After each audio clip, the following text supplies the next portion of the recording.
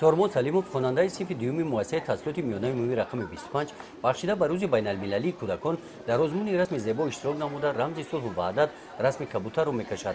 در این آزمون همراه سارمان از همه مؤسسه‌های تسهیلات میانه عمومی ناحیه فرخار کودکان اشتراک نموده رسم پسندیده خود را کشیدند. به این آزمون کودکان امکاناتشان محدود هم دعوت شدند. برنامه ایدانه بخشیده به روز بین المللی محافظت کودکان که در جماعت دهات گلشن در دهه گلشن در مؤسسه تسهیلات میانه عمومی رقم 25 رویل گردید. در قطار آزمون رسم زیبا برنامه از دیگر صحیفه‌ها که از جانب خود کودکان تیار کرده شدند جالب بودند.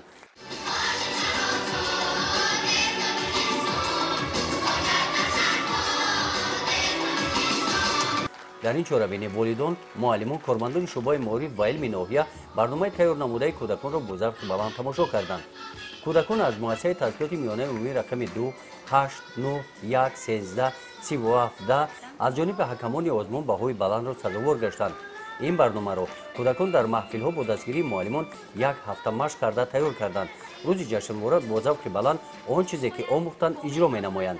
در مؤسسه‌های تعلیمی ناحیه فرخار معلمان بلند اختصاص کار و فعالیت دارند. نتیجه محصول خود را در این روز آنها دیده اظهار قناعتمندی نمودند.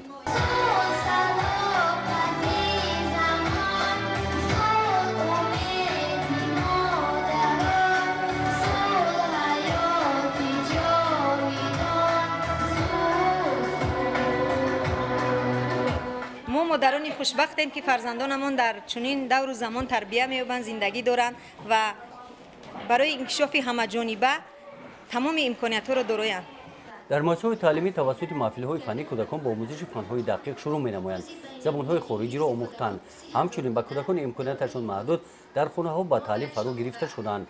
محمد 9 ساله از محدود بودن امکاناتش نگاه نکرده علاقه برنامه تعلیمی را از خود نموده است.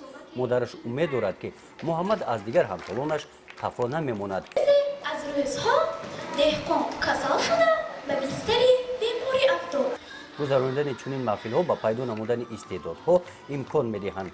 در جنبست چهاربینی مقامات اجرایی حاکمیت دولتی ناحیه در یکجایگی با شعبه معارف و علم ناحیه و اشتراکچیان چهاربینی تحفه‌های خاطره‌ای تقدیم کردند. گزارش خواجه نظریف خدای نظر ظهورов از ناحیه فرخار برای برنامه اطلاعاتی نوید.